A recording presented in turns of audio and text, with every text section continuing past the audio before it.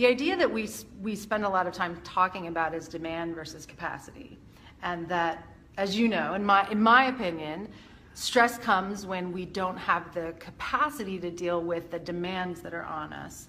But what you and I have talked a lot about is that capacity may be more in our control than a lot of people think, and we can actually expand that. Right, I believe we have enormous capacity personally, that we almost always underperform as human beings, and that we have much more brain capacity, much more physical capacity and emotional capacity, psychological capacity. So isn't the challenge really to build capacity to deal with these external forces that come at us? We know that we get about 40 million stimuli a day, and it's the sifting, sorting, and filtering, and then the prioritization of what we do with our lives that really makes the difference. And we are in control of that priority. And we shouldn't allow ourselves to be induced into thinking that somehow we don't have control. We have much more control in our lives than we actually believe. And so why don't we build our capacity? Right. Why don't we think more deeply about what we want our lives to be and then live the lives we want to have? Which is a lot about intention, right? And it's being absolutely purposeful. about intention. So intentionality plays a huge role in our lives, right? So if you were to say, and people that I know who might be watching this know that I believe strongly that there are three great principles in life. One is clarity of vision. That's your purpose. That's your why. The second is certainty of intent. That's the intentionality with which we live our lives and the things we do. And the third is the power of our value set, which helps reduce the tension that we might experience in our environment at any moment in time. So I think we have a lot of control, and I think we should exercise that control, which will have the effect of reducing any pressure we're feeling from external sources. I like the word pressure too, and you touched on something super important, which is this element of control, that essentially the stress response, the biological stress response, really occurs when we feel like we're out of control. So the more clarity we have, the more intention we have, the more purpose we have, the more focused we can be. And then it can just be pressure, it could just be challenge, or it could just be opportunity. That's and not necessarily stress. So I want to bring up a point that we go back to a lot, which I think is really important. You get frustrated sometimes about the use of stress, and I appreciate that very much because it's being used too much. Yes. It's being used as kind of a catch-all for all my problems are caused by stress, right? And so when we ask people, how are you? Oftentimes people will respond with, I'm stressed out. Right. Right. I'm under such pressure, etc. And what that sends to me a signal that they are not in control of their lives and they're not making choices and decisions which may be in their best interest. So I think all of us can do a better job of using the capacity that we have to deal more effectively with those forces, external or internal in some cases, that show up in our lives. And I think all of us feel tension at different times. All of us feel some pressure at different times. I think it's taking it to another level when we throw everything in the sink of this word called stress. Right. And I think we have to be careful about that. I'm not sure our children need to hear that we're stressed out. I'm not sure our business colleagues need to hear that we're stressed out, our friends and family that we're stressed out. Rather than talking about stress, why don't we focus more on what can I do in my life to gain control, and what can I do more effectively with the tools I have at my disposal to be more effective with all that I have in my life. In other words, intentionality and choice. So it seems like there's kind of two things going on. One is, how do I exert more control, and also how do I get super clear so that the control I am giving, or the effort I am giving, is going in the right direction? Because that misalignment is, I think, a lot of what causes chaos and stress. Oh, I absolutely agree with that. And you and I think, agree too, that alignment in our lives is really critical, which is why you say clarity of vision, certainty of intent, power of values.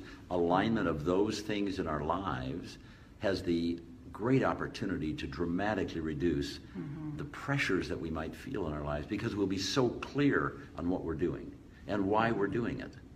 And sometimes uncertainty, pressure, strain is caused because we are murky, we're vague, we're unsure of what we want to do with our lives or what we're doing with our lives.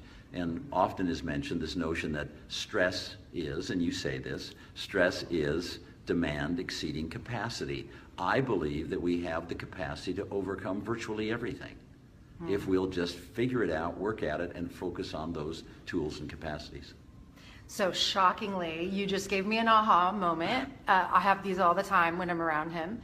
So do you think sometimes we maybe overestimate the demand on us because we're focusing on the wrong things? Yes. I think sometimes we don't carefully analyze what demand has been placed upon us. Yeah. We don't understand its dimensions completely, and we so fight or flight, right? We go to safety. We go to this notion of, oh my goodness gracious, I'm stressed, I'm overcommitted, whatever it happens, I'm too busy, right? If we just step back and say, this is just a problem to be solved, right? It's just a problem. Now let me focus on the solution. And the solution is very frequently taking control of our lives and focusing on what it is we want to do. Okay. And when we do that, we greatly, all of us know this, we reduce the stress in our environment, right? So I don't even like to use the word stress. Heidi knows that. I tell her there is no such thing as stress, right? Okay, yes, is there tension? There's always tension in life between couples, boyfriend, girlfriend, children and parents, employers, employees. Yes, but there are problems to be solved. It's a part of our life. It's a part of our existence. Now let's focus on the solution and dealing with it in a way that makes our life more comfortable and happy.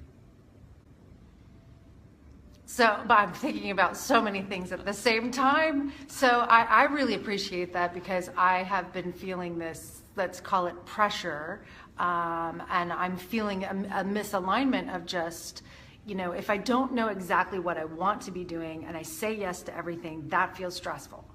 But when I have that clarity, then I know how to budget my time, budget my energy, because as I say, and I wear on my wrist, I'd rather be extraordinary at less than ordinary at more, but I still keep saying yes to everything. Right. So some of it is that intentionality and clarity of focus. And then some of it is building capacity over time, right? By challenging ourselves. And, well, so how do you feel about recovery? Like taking downtime and taking breaks and all of that kind of stuff. It's all about the control in our life, right? If we manage our sleep patterns appropriately, if we manage our exercise patterns appropriately, if we fuel ourselves with the right food on a regular basis, if we oscillate our lives, if we have plenty of time for recovery and expenditure of energy, all of that will lead to a happier life. So therefore, I suggest again that the control mechanism is me. Okay, the control mechanism isn't someone else, it's me. I have that power. It's a gift I've been given. It's called choice, right? It's free agency. It's the ability to make choice for ourselves. And so I think if we utilize that appropriately, we have a great opportunity in front of us to reduce this noise in our environment. The other thing I would suggest, Heidi, is that we have to establish filters in our lives for saying yes and no. We have to have criteria for what we'll do or not do.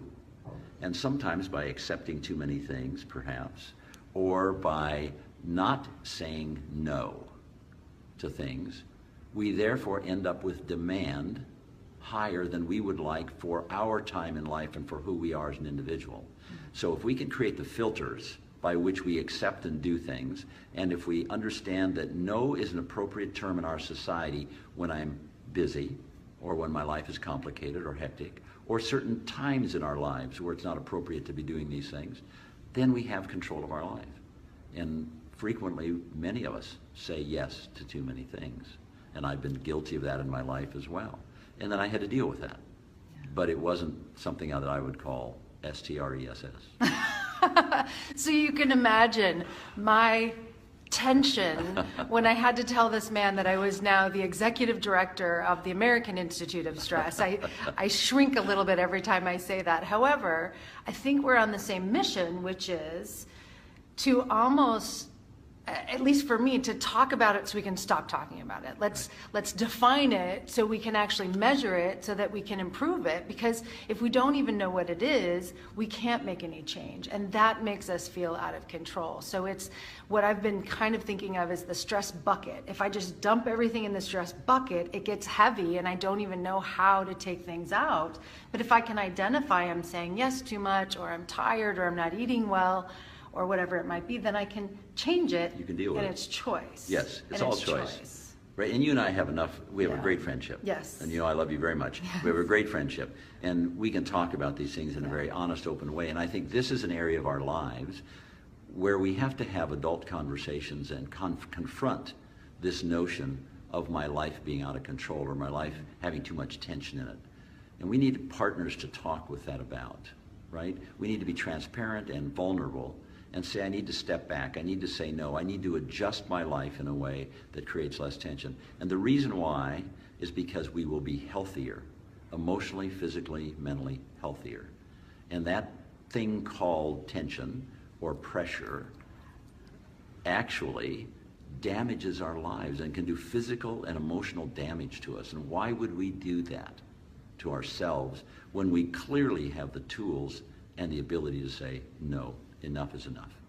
I'm not going to live my life this way. I'm going to live it the way I choose to live it. And I also appreciate there may be those who are watching or thinking about this where they'll say in response to that, but I don't have a lot of choice. There are things in my life that are controlled by others, and that's true to some extent. If we have families, we clearly have commitments that we have to meet within that family. If we have spousal relationships or partnerships, there are obligations and commitments. But those are the frank and honest conversations we have to have with each other to assist each of us in those environments, or all of our family in that environment, to live a healthier life. So finding out how to do that, we have to look only as far as the person on my left, Heidi Hanna, who knows more about that than I'll ever know. But she has absolute formulas and prescriptions for helping us lead healthier lives. And that eliminates and minimizes this thing called stress that I refuse to say because I don't believe it exists. What would be one tip, one thing, if someone's watching right now and is feeling stress, what would be your one tip to manage it better? Make an emotional decision to take control of your life and create the alignment that you want to have, to be your best self all the time. And the only way to do that is to only live the life that you want to live.